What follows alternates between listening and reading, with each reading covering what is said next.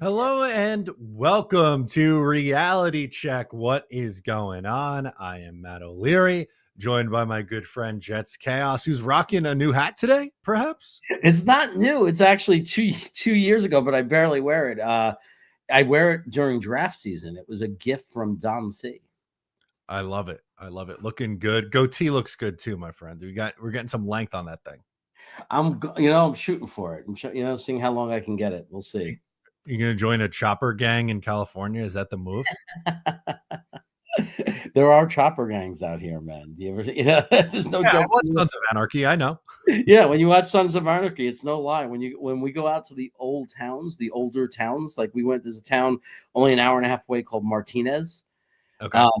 Like when you and we went to Grass Valley 2 weeks ago. When we go to those places, when we went to Martinez, literally we were there for 20 minutes. We're in the street in this little town, and a motorcycle gang drives by, all with the jackets and everything, and all the Harleys and stuff. And the only thing is that they don't bother with people. It's not like a problem or anything. They're totally cool. They even let you, as long as you don't touch, they'll let you do whatever you want as far as taking pictures and admiring the motorcycles. There you go. Love that. And the New York Jets have signed a few different players. It's been a lot of depth. I've been calling this the offseason of depth outside of the Justin Fields signing, which, by the way, I went live a couple days this week on Monday and Tuesday with my reactions. Jeremy hopped on for most of it, to be honest with you. So hopefully you tuned into that. We had our reaction to Justin Fields, but didn't get your reaction to any of the other signings. So what do you think so far about the New York Jets approach in this 2025 free agency? Well, I mean, the signings they made, there's not really much to react to, right? I mean, they're just kind of like, I mean, it's not that it's unimportant. People are like, so like, for people who, there are people acting so confused. Like, what are they doing? What are they doing? Well, it's like you have 53 guys on a roster. And they're not always going to, and they're not all 53 guys are not going to be stars. They're not going to all be all pros. They're not all going to be even starters. So you have to fill the spots. And the salary cap, regardless of what people say, are it's very real. And you're going to have 53 guys on a roster. A lot of those guys are going to be on rookie deals, not making a lot of money. And some have to just be guys you pick up for $2 to $3 million to give the team depth. So I think what we're seeing is a lot of filling the depth. And they're getting some of the old out and in with new. And I don't know how people can complain about that. I mean, we were a losing culture. And if you want to change the locker room, you have to change the players. Yeah, they got to make exactly. They need to make some changes. The biggest one was Justin Fields, and we'll go through the chat and get everyone's reaction as well.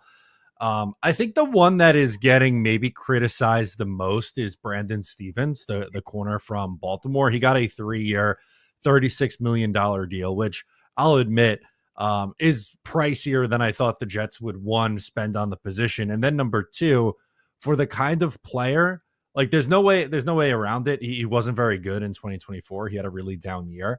But the year prior, he was a capable number 2 corner. And I think the Jets are banking on his size and physicality and like some of the athletic traits that he has. And Glenn and the defensive coordinator and, the rest of the staff are going to try, to get more out of him. Like there's untapped potential. But at that price, it's a little risky. I can't lie.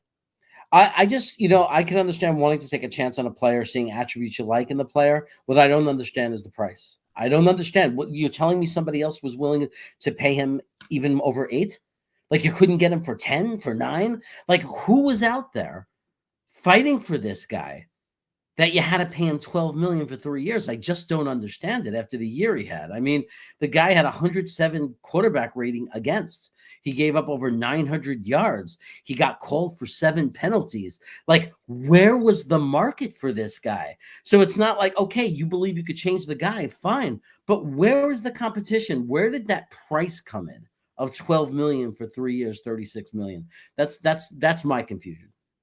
Yeah, and it's a fair criticism of Darren Muji and the Jets' approach so far, and I think that's really the only outlier. Like, did they give a lot of money to Fields? Yes, but that's what this is. The quarterbacks are going to get paid, and every other move has essentially been either 1-year moves or just flyer depth things. But I'm trying to play devil's advocate here. At least with him being 27 years old, like there's still some upside of untapped potential. And we saw a year ago with John Simpson, like he didn't have the best year with the Ravens before coming over, and the Jets kind of paid him more than I think a lot of people thought he would get, and they pretty much gave him the left guard job, and he did fine. He was actually pretty good for the Jets, so I think there's a chance that this could end up working out. But initial eye test, it's a little bit of a head scratcher for me.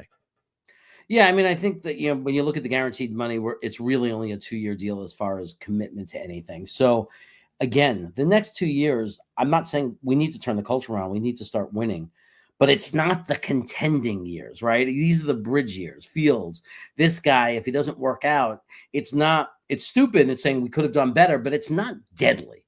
It's not like, I think that we're looking at a 2-year plan to build a roster that if everything goes well, we can be seriously talking about competing in 27. And I'm not saying that means we're washing away 26 and saying we can't make the playoffs and we're not trying to make the playoffs. They're trying to make the playoffs this year with what they have. They're going to try to make the playoffs next year in 2026. I think he made it clear that part of it is whoever we have in that locker room, our mission is to win and to be successful. But there's also the balance of, we're building a roster for the future. Also, we're building a team that is not going to go from this to Super Bowl. There has to be an in-between, a process, a road to that place where we're trying to go. And I think a lot of these signings, some of them are cautious. They're short deals because the worst case that can happen is, okay, it's not going to be part of that future. But what we're not doing is locking ourselves into deals that we're regretting in 27, 28, 29 when we're really serious and they're holding us back because we're locked in these horrible contracts. And I think that the only long-term deals that you're going to see are the extensions that are coming. That's going to be Garrett Wilson. That's going to be Sauce. That's where you're going to start seeing us commit money to 27, to 28, 29 and beyond. Which is how it should be, by the way. I know we were joking on Monday about the comp pick formula. We talked about it on Talkin' Jets on Tuesday night. If you re-sign your own guys, so like, for example, Tyler Conklin, if they re-sign him, he wouldn't count. But if you're extending a Garrett or a Sauce, like there's a benefit to keeping your own. And I think that's kind of the approach that the Jets are going with right now. Yeah. I mean, we're definitely handcuffed for the next 2 years, like even if Fields doesn't work out, right? And I don't know what workout means. I mean, you might argue it worked out if he plays this year and we won 7 to 8 games. We draft a quarterback. He helps with the transition. Maybe he plays half the season. Then we bring the rookie in. Like if something like that was to happen, right? And we won some games and converted or changed the feeling of the locker room, you might call that signing a success. But the reality is with the Rodgers cap next year, Fields hit next year, which is $23 million. That's on top of the $35 million, on top of the $10 to $11 million if we draft a quarterback in the first round at any point, like in 26. We're putting over $60 million into the quarterback position. But the nice thing is that in 27, then all of that goes out the window and there's very little money in the quarterback position. And suddenly we'll have, if we draft a quarterback in 26, for say, we'll have 3 good years of rookie contract quarterback, right? With not much else. So we are setting it up nicely for 27. I was going to say, which is the best value in sports, the elite quarterback on a rookie deal. Not all, because you have, Tom Brady and Patrick Mahomes winning a bunch, but more often than not, it feels like in order to build out a competitive roster, you either got to have that young quarterback on his rookie deal and you spend at the other positions, or once you pay that rookie quarterback and he's getting $50 million plus a year, then you better draft well everywhere else, because you're not going to be able to go out in free agency or be as aggressive in trades and pay these expensive prices for players. Then you have to do what, or be super well coached. Like you look at formulas like Kansas City, and how they stay competitive with having to pay Patrick, but also they have a quarterback who is willing to play for a little bit less because he makes millions in marketing. And he's just, he's about winning too. He recognizes, if I keep winning and I make this, you know, and I keep adding on chances to win Super Bowls. I become this legendary guy that's going to make the money other ways. Like sometimes I think players don't see the big picture, but he is in the luxury of seeing that picture because he plays the quarterback position and is already being tagged as the possible next GOAT of the NFL. So he can afford to play for 43 million a year and not care. You know, if he wants to, and has the realistic look at the world of, you know, I'm going to make enough money to get anything I want in this lifetime. But the other way, you're right. Like Buffalo, they've had to draft well because that Josh Allen is not going to be enough. But you know what? They've done a good job. They've kept a flow of talent coming into that team. So they're managing to survive post the cheap rookie contract. Or even like I look at a team like the Rams, right? And they didn't have a first round pick for how many years in a row. And then they trade for Stafford. They end up winning the Super Bowl.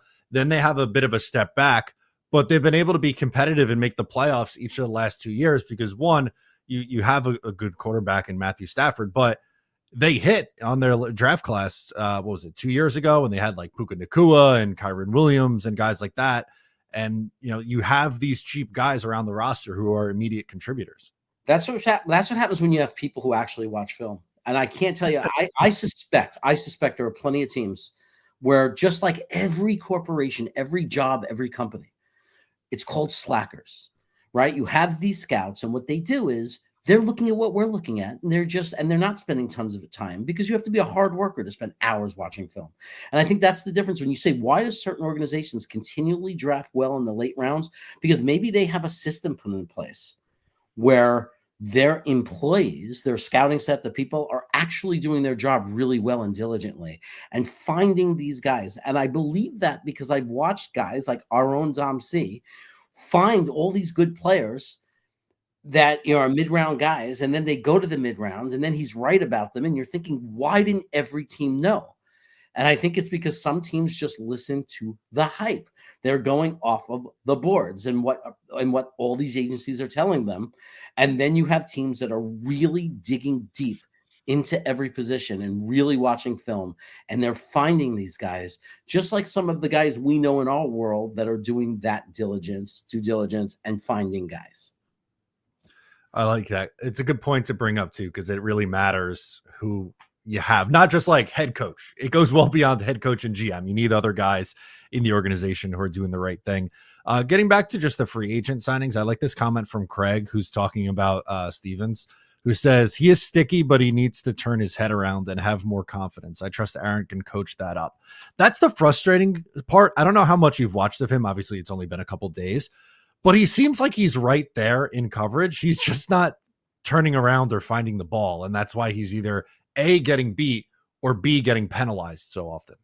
Yeah, he's going to have two guys to coach when it comes to learning to turn around, right? You could look at their eyes, and when you read their eyes, it's time to turn around.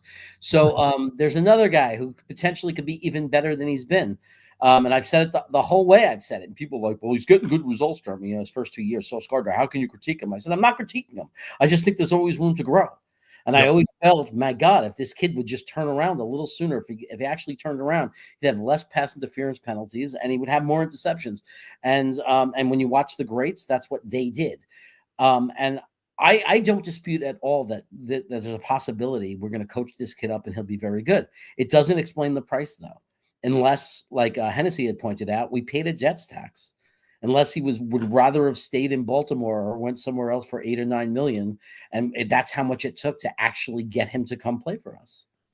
I think there has been a little bit of a Jets tax, as we saw with the Stevens contract. Like, and there's been guys who have, you know, either gone other places or returned. Like, I felt like I spent the last 3 months talking about Levi Onwuzurike, and then he ends up going back to Detroit for like $5 million on a 1-year deal, and I'm going like, what the hell? Like, how come the Jets don't find guys like that? Tim Patrick posted on Instagram a picture referencing the Lions. So people are assuming that he's only going, you know, he's going to go back to the Lions as well. So the Jets are starting to run out of options here a little bit, number one. But the other point, too, is that they kind of have to pony up sometimes to get these guys in here.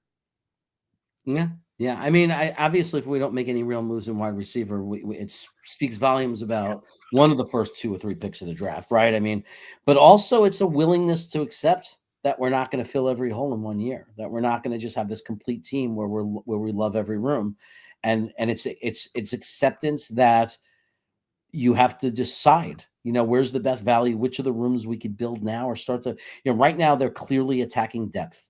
Right now, there's a lot of guys they're bringing in that are clearly depth guys or role player guys. They're the guys on the roster that are going to just be at best average players, but they fill the spot because you can't have a star at every position. That's what we've addressed so far.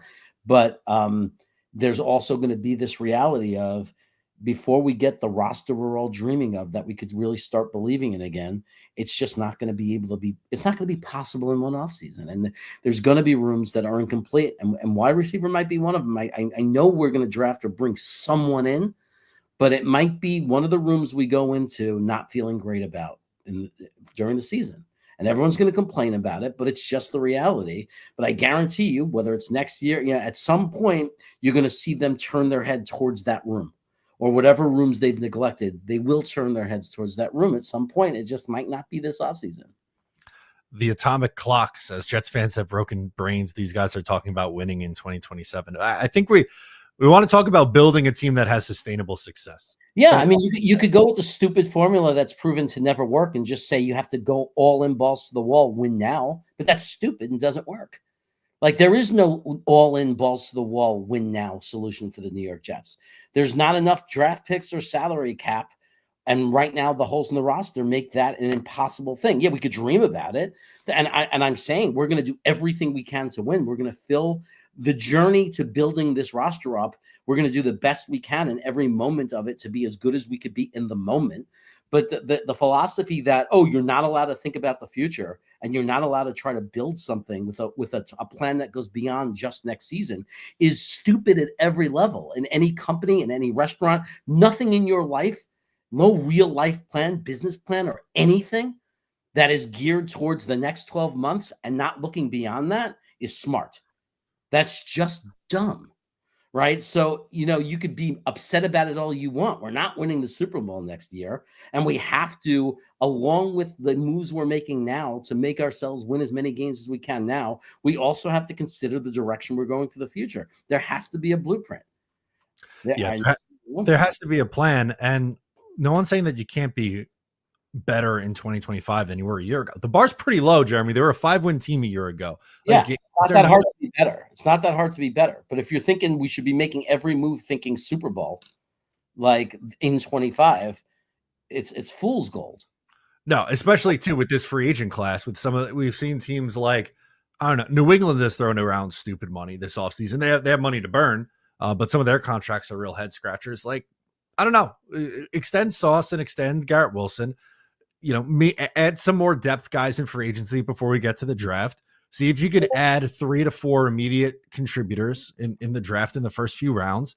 Maybe get lucky. Maybe, Fields is better than we think. And they're competing for a wild card spot this year. I think all Jet fans would sign up for that. But for me, all I really want to see is this coaching staff just needs to show me that they know what they're doing.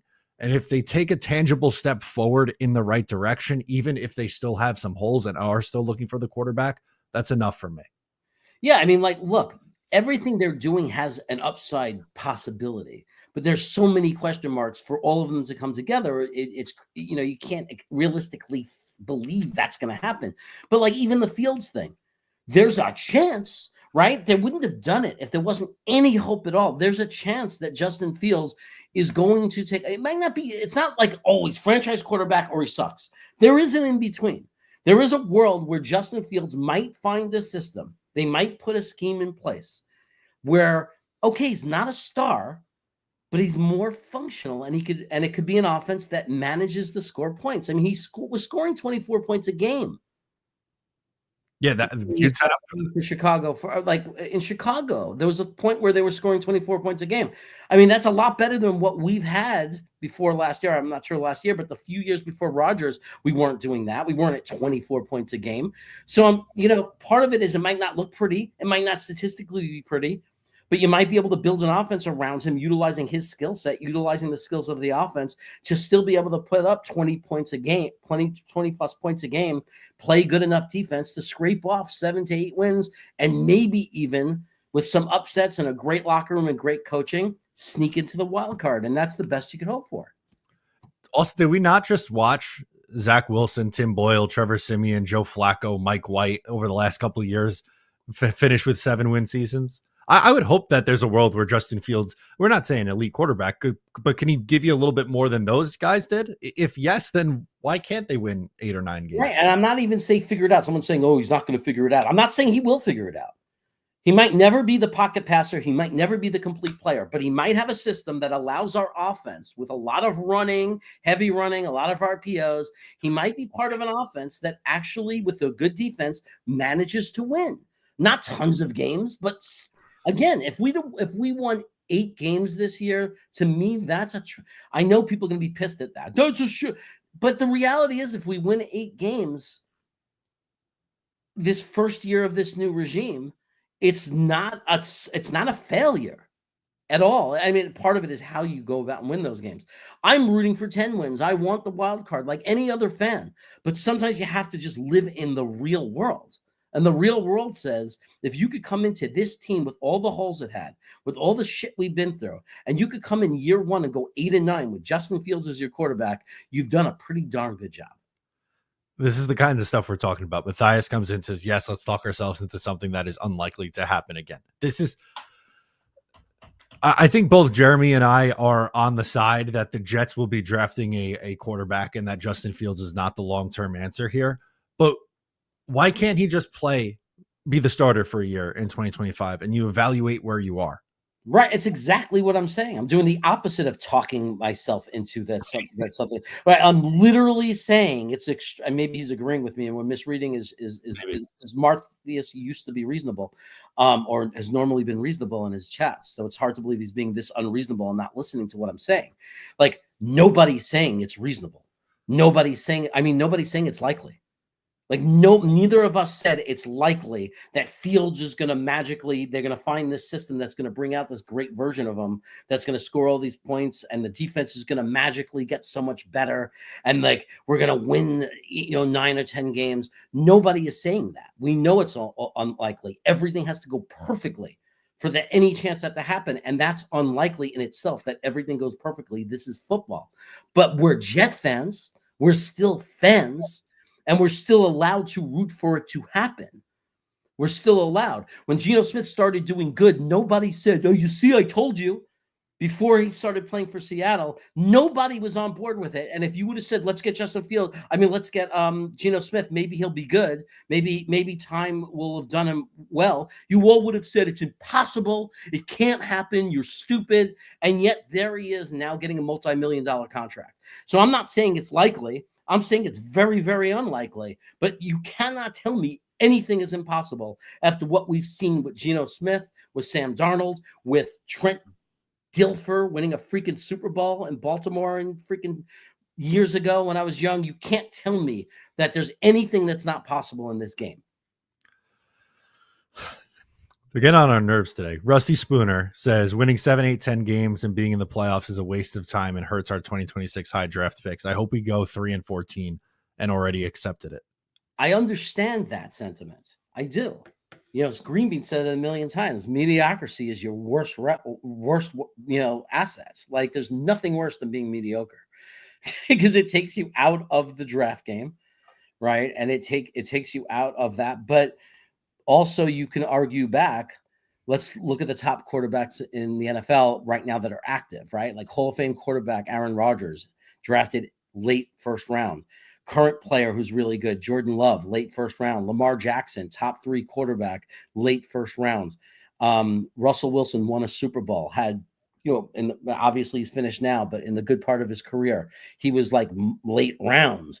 Kirk Cousins, late round, 5th round, right? I mean, there are quarterbacks all over the league. I understand the best chance to get your quarterback is a top 3 pick. Statistically, I get it.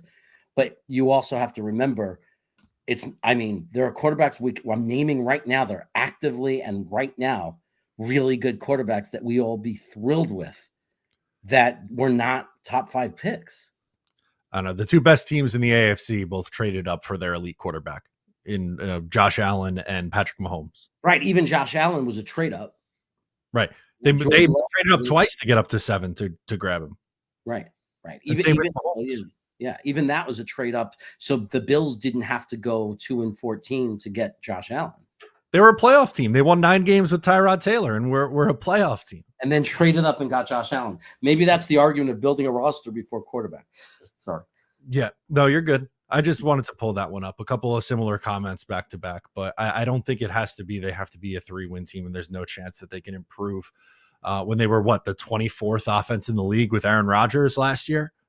Yeah. If we won 3 or 4 games and had a top 4 pick and got our franchise quarterback 5 years from now, I'll say, oh, it was really great that we only lost 3 to 4 games.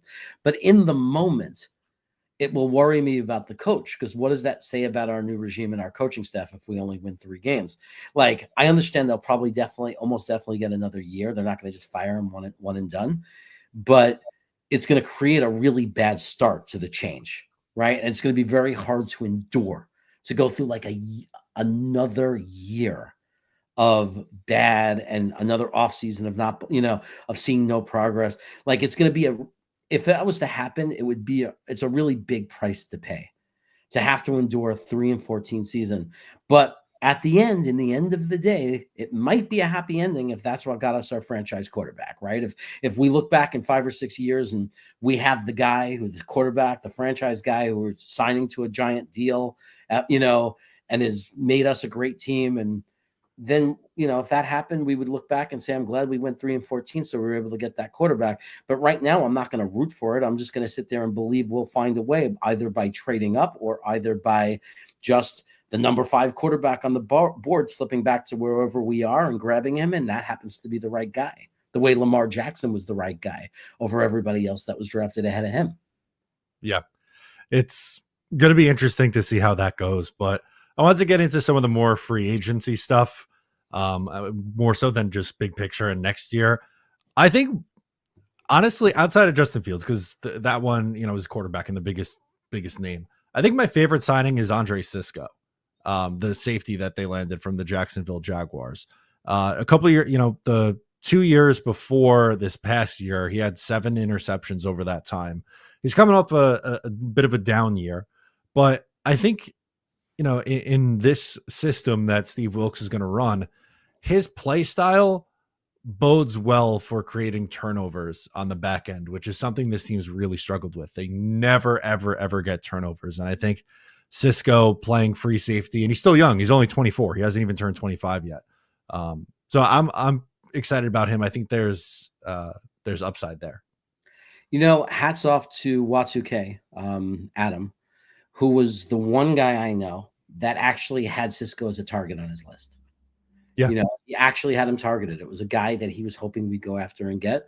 I reached out to my, I said this before, anybody who doesn't know this, when I was at the Senior Bowl, I actually made a friend, and he is a Jacksonville content provider. And he's a guy who goes to the Senior Bowl every year. He watches film. He's like a Dom C, but he's Jacksonville. And we became very friendly with him.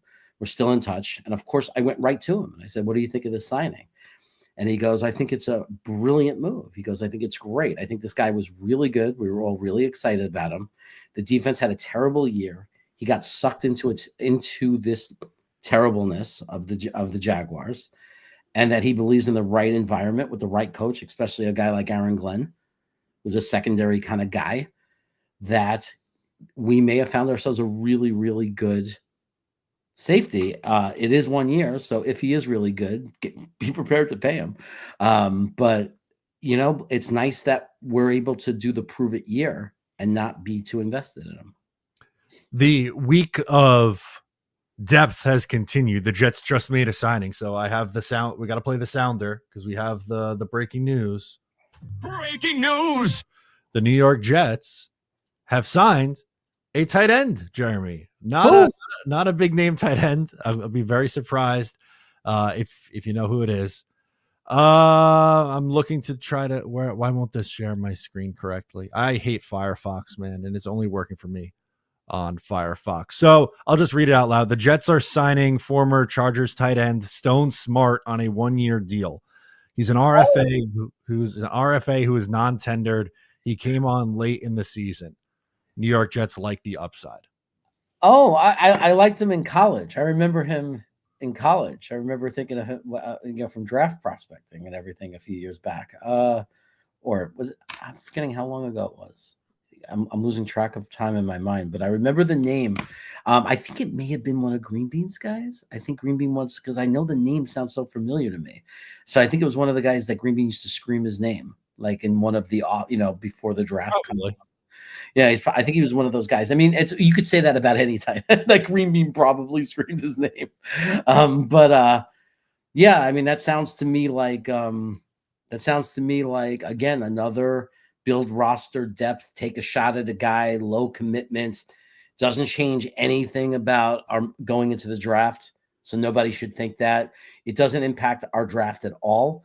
As a matter of fact, I'll go as far as saying we could probably still take 2 tight ends in the draft and it wouldn't be a surprise. This doesn't change that at all for me. I still see a possibility of taking 2 tight ends. If we go really early on a tight end, like first round, trade back, take a tight end, or second round tight end, I definitely see a 5th, 6th round blocking tight end in the mix. Easily. Yeah. I wanted to see what he looked like down the stretch and his kind of production. I'm sorry, I'm laughing because I'm watching them like talk about how much weight they think I lost. They're all guessing how much weight I lost. Really? 50. We're up at 50 pounds. 57. There you go. Atta boy. Love that. That's fantastic. He had some catches there was a game where he had 5 catches for 50 yards against Tampa Bay. He had 3 for 54 against Kansas City, 3 for 37. He had like an okay 2 games or 2 to 3 games this year. Who was he behind? I mean, wasn't he behind another time? Was he behind another tight end? Yeah, he wasn't a starter. Right, he wasn't a starter, and he's playing for a run first team, a Michigan coach team, like in LA. Like they're not exactly whipping the ball around 40 throws a game either. Yeah, Will Dissly was in front of him as the tight end. He was at some points in the year at the second tight end on the board. Yeah, it looks like I'm just going through a couple months because I think the question is we need to look at his blocking, like his inline blocking PFF scores. I mean, I think that's what people are going to wonder about. Like at the very least, if he doesn't put up reception numbers, at the very least, did we add in a trustworthy blocking tight end? Because that's what we need that as much as a receiving tight end. Not particularly. If I could pull down the banner in a second here, you'll be able to see the whole thing. Okay. My overlay. Yeah, on the bottom, not the best run blocking scores. Okay, so he's not well. I mean, that's a problem based on what we want to be, right? I mean, we want to be a run first, run heavy team. So that's a head scratcher guy fighting for a roster spot, I would hope. Yeah, I would really think so. I don't think this is a guarantee that he makes this roster. I know the chat's probably going to go nuts. Oh, great, another guy. Like, who's this bum? I just think it's another guy in camp, that's going to compete for tight end 3. Like he's just another guy in camp. Like you have to have 90 guys in camp. Like we're going to have 90 guys when camp starts, right? You have to have 90 players. Think about that. So you got to go out and get them. You got to go out and bring in guys that are going to be in that 90, competing for spots, competing for roles. The other thing about this guy Stone is does he play special teams, right? Because like right away, there's nothing about him that says replace YEBOA, who we know is a decent special teams guy. So, like to even make sense to have him over YEBOA, he does play specials. Okay, you have to play special teams. So just the fact that he plays special teams tells you what he is. He's a third tight end, maybe a roster depth guy. That's what he is. I like that everyone in the chat, like Robbie Oak, who I love, says Hawes is still in play. Danger Zone says Hawes even in the fourth round. That's a nasty son of a bitch who's going to help out in the blocking game. And he could go in the 4th round, like the Senior Bowl helps. When you go to the Senior Bowl and you light up eyes, which he definitely did, he didn't miss a block in the Senior Bowl. Like whenever we watched him, he's one of the guys we were really paying attention to. Did not miss a block. He was great. And he's a legitimate in-line tight end. I mean, this is a guy who has nothing to do with the tight end position most of you are thinking about. Like most of us are saying when we say we need a tight end, we're talking about, freaking receptions, helping the offense, scoring touchdowns, running with the ball and bulldozing people over, right? Like when we say Tyler Warren, that's what we're dreaming of. When we start naming these other guys behind him, like Loveland and Fannin and Mason Taylor and all these guys. We're looking for a tight end that's going to catch a lot of passes, and we're hoping that they could block well. Well, Jackson Hawes does not do that. He's going to be a specific role, which is he's the tight end that's going to line up next to your tackle. That's what he is. Yeah, that's I think what's going to be the play here. Is a guy receiving tight end. Apparently he played quarterback in college and was transitioned to tight end later in his career. Didn't realize that. This is their new project. They had Zach Kuntz, who they spent a 7th round pick on, or a UDFA, to bring him in and try to make something out of him. This is kind of the same thing. I don't know how much upside there is. We'll see, but is what it is. I don't think we should go nuts one way or the other over this. You want to know why I know 𝐒𝐫𝐞𝐫𝐢 is in trouble? Why is that? Even with that, whether we got a tight end or not. Here's the thing. When you watched the games last year, and when 𝐒𝐫𝐞𝐫𝐢 would make a catch, the whole freaking sideline, the whole team would crowd around them going crazy just for making a reception. Now, I know people, especially Green Bean, love that. I love that, man. They love him. They look how happy they are for him.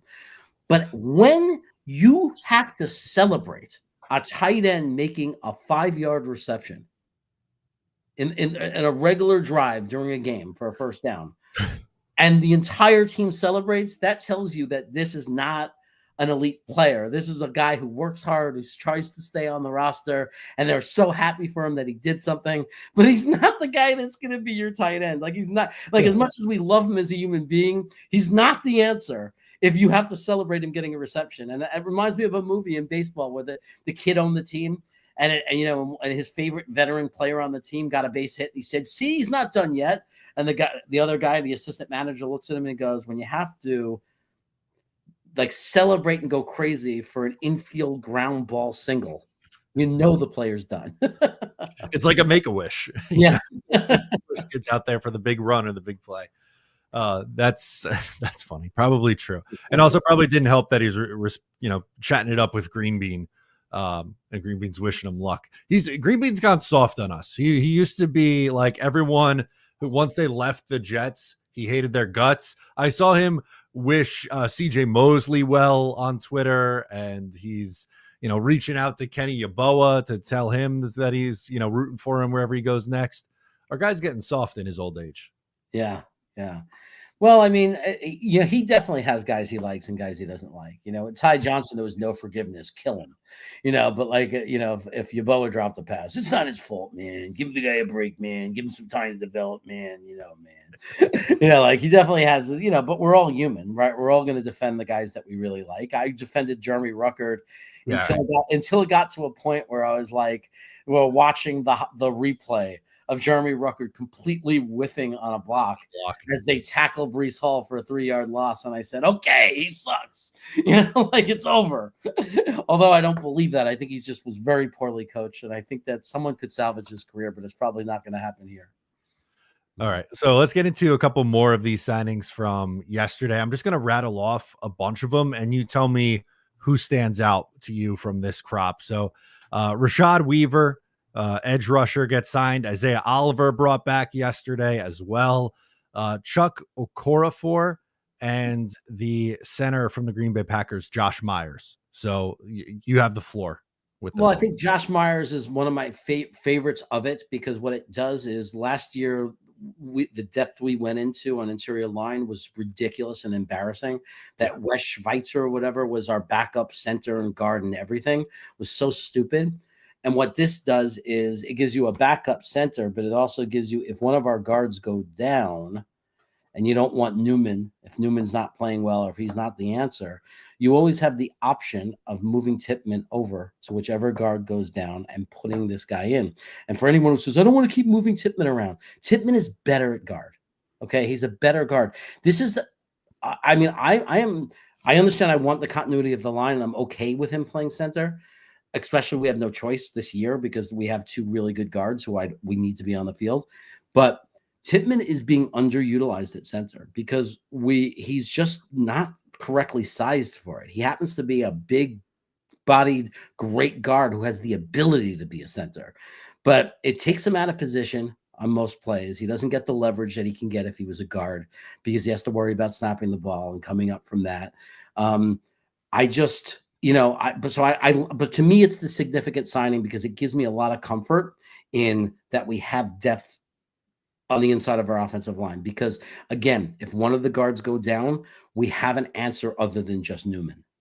Right. And at least Josh Myers can play. Like, he's started a lot over the last 3 years for the Green Bay Packers, and he wasn't phenomenal. I don't think anyone's going to confuse him with, a center even at the level that Joe Tippmann is. But it gives you brought up Wes Schweitzer. Essentially, their interior offensive line depth before this was just Xavier Newman. There was literally nobody else is left. Schweitzman, I like to say. Yeah, I like to say with the. Is that I turned him into a Jew. Wes Schweitzman, he's a good boy. Nice Jewish boy.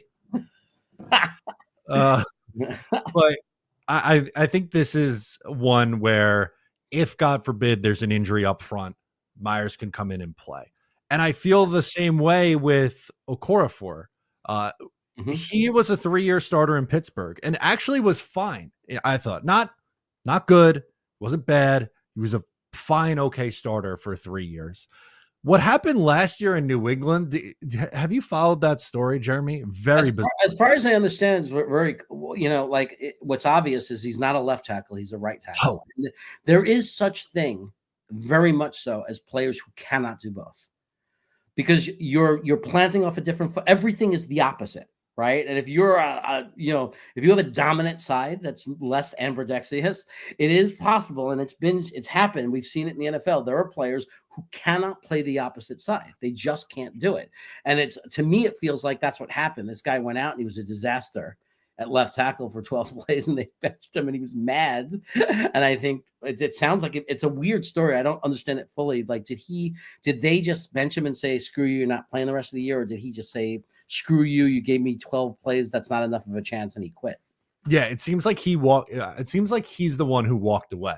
So that's all. Yeah, they signed him to be the left tackle. He was struggling in camp, struggled in the first game against Cincinnati, gets benched on 12 plays. That's got to be the second or third drive of the game, probably, right? And then he's like, I'm done. And then doesn't play the rest of the year, which a little bit of a red flag. Like, let's be honest, that's a little bit of a red flag.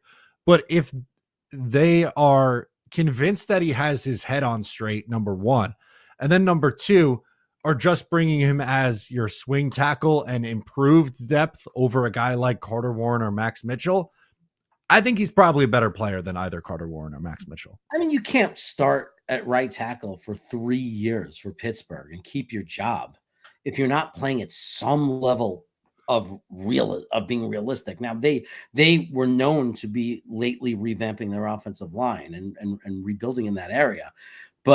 And I'm not waving any flags for this guy saying, oh, we got a Pro Bowler or anything special. But you're right. I mean, like, a worst case scenario is he's our starting right tackle. Because the draft doesn't pan out right, and we just don't get the guy, or the guy comes to camp, the rookie, and he's not ready.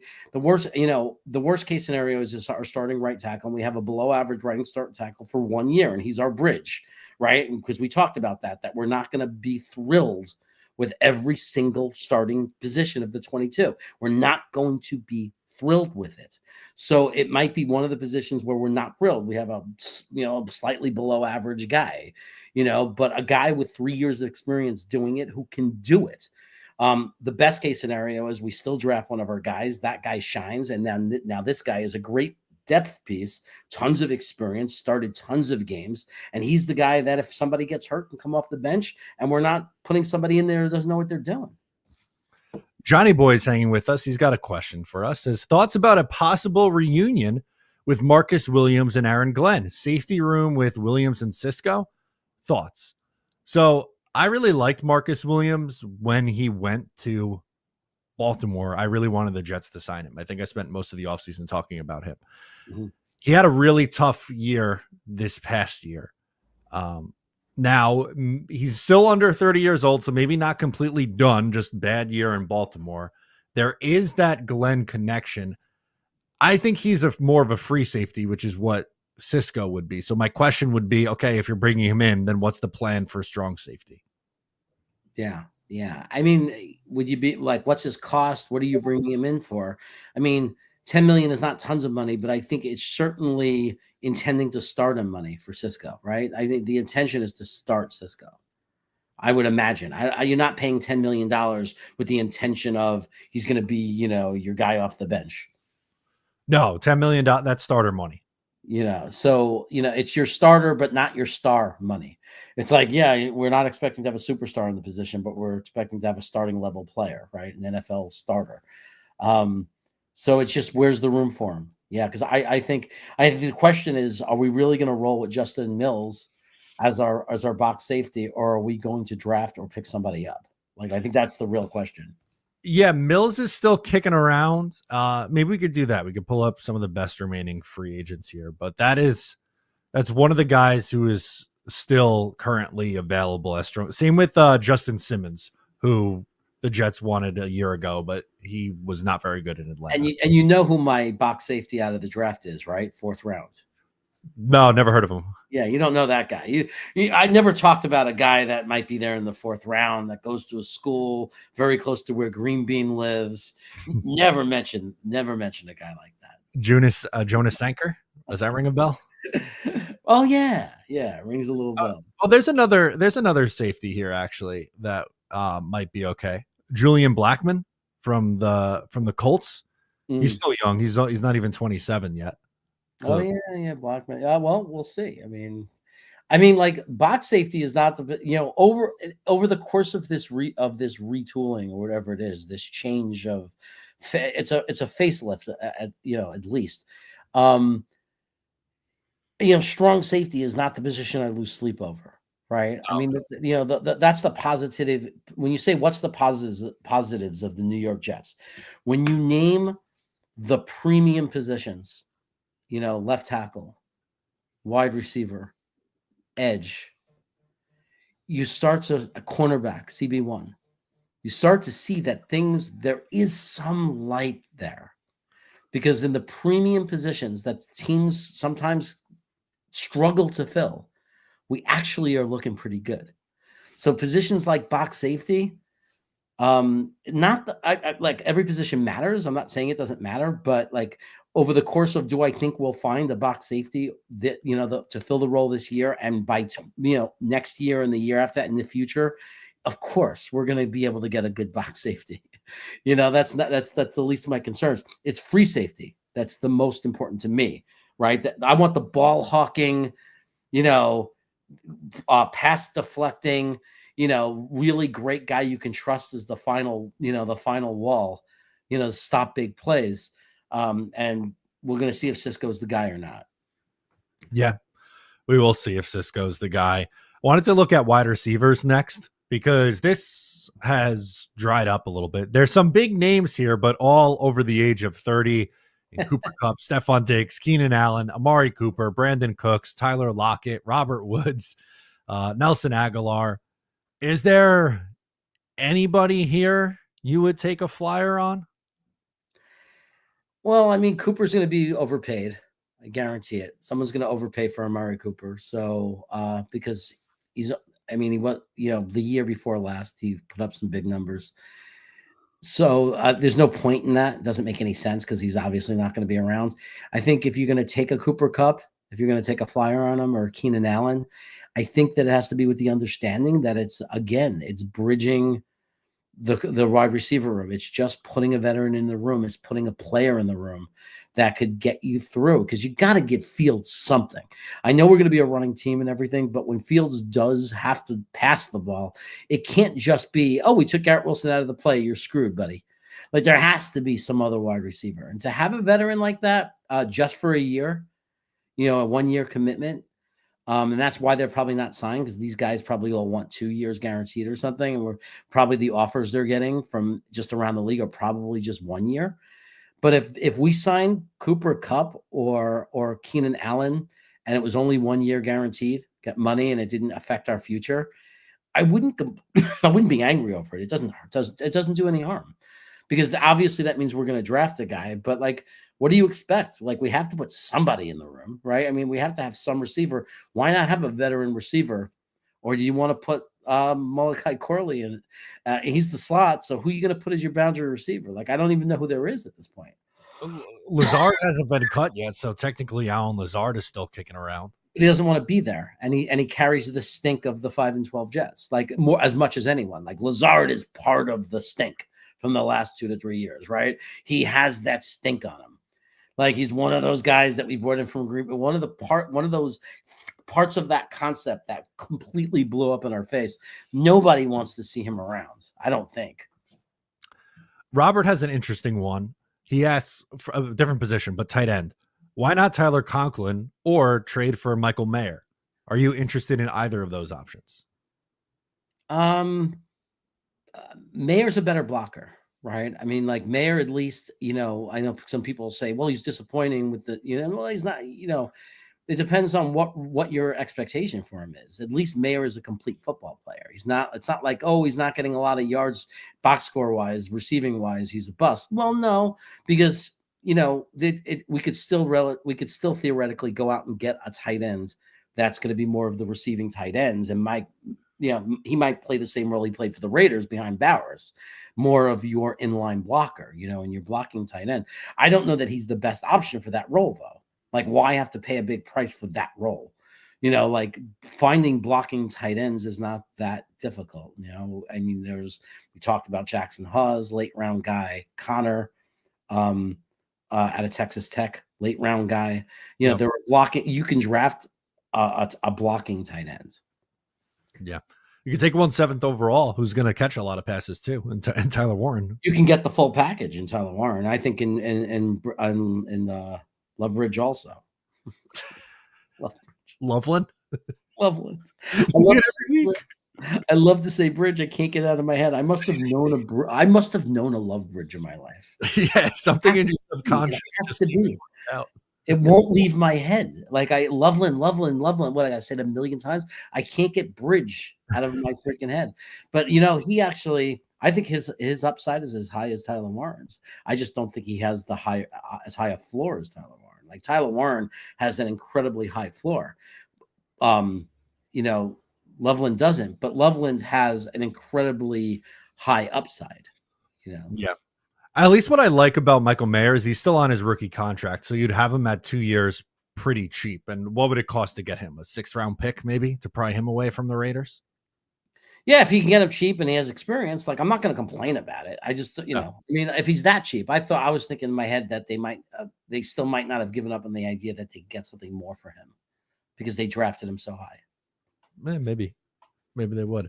What about EBT's asking about Dallas Goedert? Supposedly he's on the block for a 4th round pick, 1 year, $11 million remaining on his contract. He is 30 years old. A 4th round pick is too rich because, again, like if we were trying to win if we were a Super Bowl contender now, if we had the quarterback now, if Rodgers would have had a much better, even the year he had, if we still went with the Rodgers route where we're going to take one more shot with Rodgers, you could make this argument. But to give away a 4th round pick that can go to a player that might be a starter for many years for us, for just for an okay experienced tight ends, in a year with a draft that's loaded with great tight ends, where you might be able to get one, in the 4th round even, or as your second tight end that's going to be as good as him. Like, it just doesn't make sense to me to give up a 4th round pick for a guy who's going to be here for 1 year, in a year where we're not going to win anything anyway. Why would we give away any? Like, I don't want to give away any future pieces for next year. Like, it just doesn't do it for me. The Tim with an interesting one says the fans, assuming Chargers fans, are mad that they lost Stone. Do you ever put any stock into that? Like how fans of the opposing team that a player is coming from reacts to them signing elsewhere?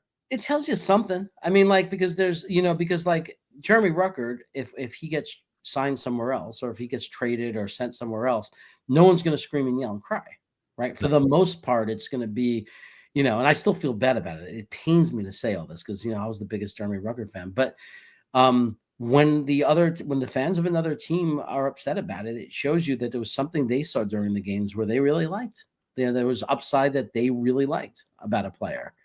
So, I mean, it doesn't make me say, "Oh, we're done. We found our time." The Charger fans, have to be right.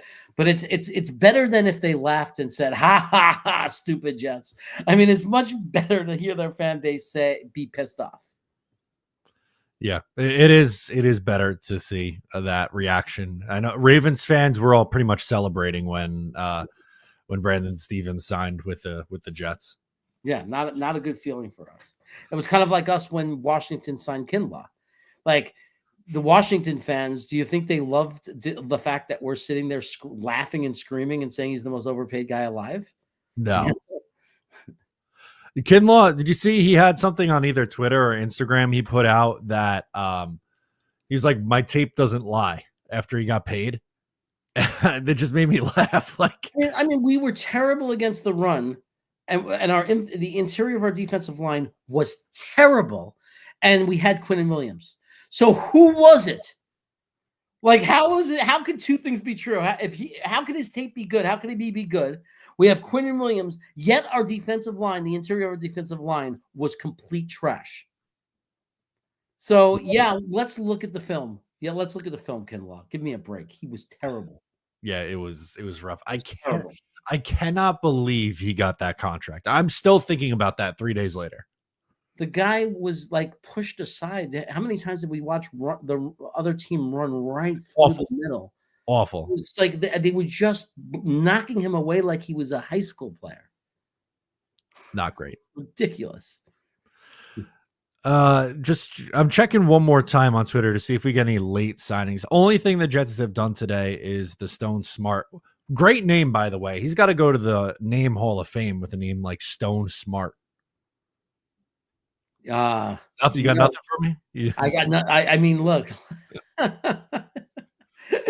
I'm trying to think of a pun, but I think that people in the chat have already done it. Stone Cold Smart, It's like, apparently, is his middle name Cole? I read that somewhere. I don't know if that was. Oh my God, Stone Cold Smart.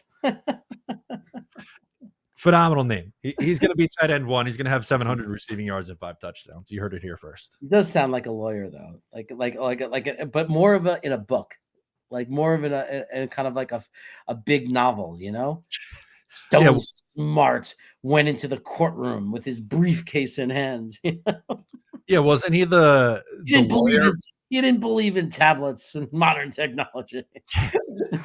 Wasn't he who Atticus Finch went against in To Kill a Mockingbird? That's right. Atticus Finch took on Stone Smartt. Yeah, the big trial. I remember that well. Smart signing. When they pass to him, smart play, smart pass, smart reception. Love it. All right, I think that's going to do it for us on this one, guys. We went for an hour today. Make sure to subscribe to Talkin' Jets. We got shows every Monday, Tuesday, Wednesday, Thursday coming at you. Jeremy and I will be back again next week. But for now, I'm Matt. He's Jeremy, and we'll catch you next time.